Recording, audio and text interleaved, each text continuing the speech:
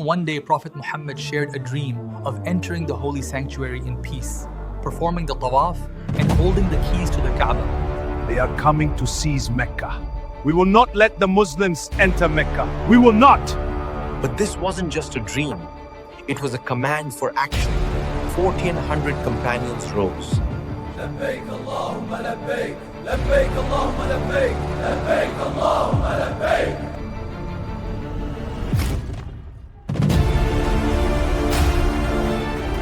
The year was 628 AD. In the city of Medina, the air was thick with longing. For 6 years, the Muslims had been exiled from their homes in Makkah. They didn't reach for their coats of mail or their sharpened spears. Instead, they donned the ihram, 2 simple sheets of white cloth. They took 70 camels for sacrifice. To the world, they were pilgrims. To the Quraysh, they were a direct challenge to their authority. Imagine the scene, a sea of white moving across the scorching red sands of Arabia.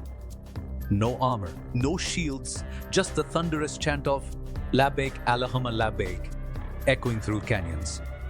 They were marching into the lion's den, armed only with their faith. As they reached the valley of Hudaibiyah, just outside Makkah, the Prophet's camel, Khosrow, knelt down and refused to move.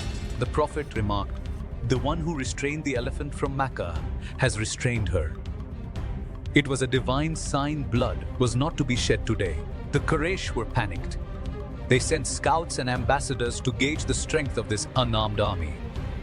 Among them was Urwa ibn Mas'ud, a seasoned diplomat. He returned to the Quraysh leaders, shaking. He told them, I have visited Caesar, Khosrow, and Negus. I've never seen a leader so loved by his people. When he speaks, they lower their voices. You are not fighting an army. You're fighting a devotion you cannot understand.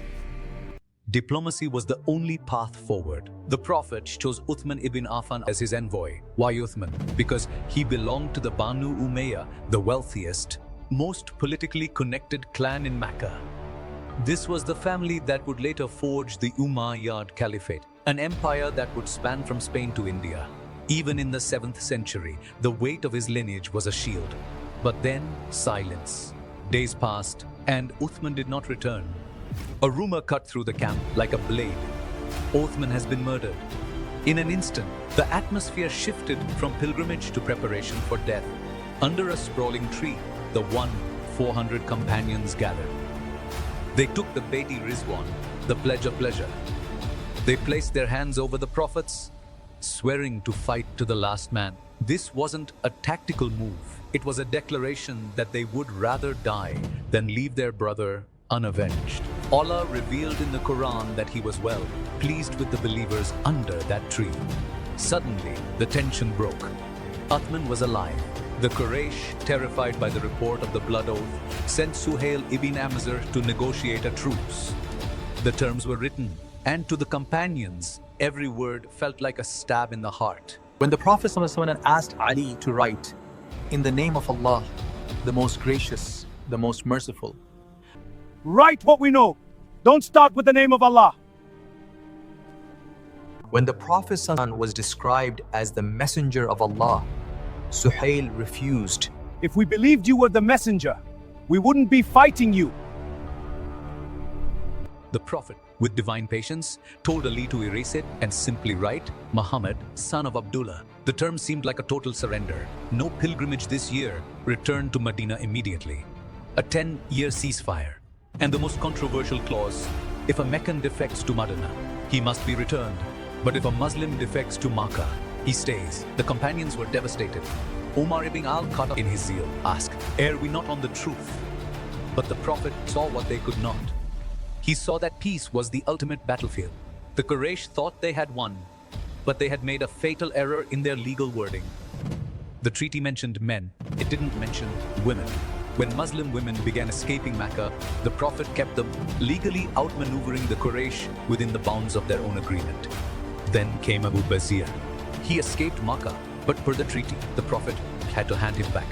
On the road, Abu Basir I won't return. I will fight for my freedom. took his chance, killed one of his guards, and vanished. He couldn't go to Medina, so he settled on the coast of the Red Sea.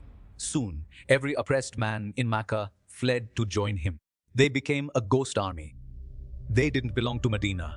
so they weren't bound by the treaty. But they sat directly on Makkah's billion-dollar trade route to Syria. Makkah's economy began to bleed.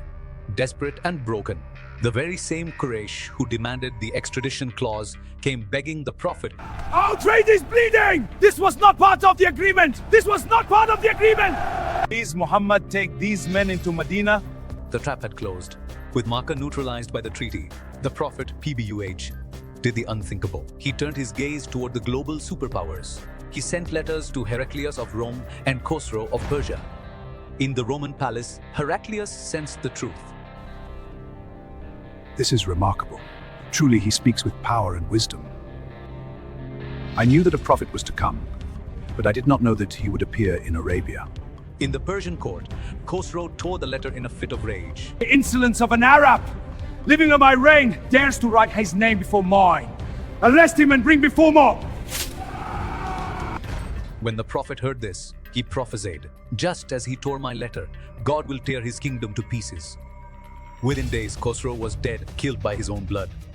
The Persian Empire, a superpower of 1,000 years, began to crumble from within. Hudaibiyah was the clear victory promised by the Quran. It proved that sometimes the most powerful thing you can do is put down the sword and pick up the pen. It turned a group of pilgrims into a global force. Within 2 years, they would return to Makkah, not as 1/400, but as 10,000, and they would enter not just the city, but the pages of eternal history.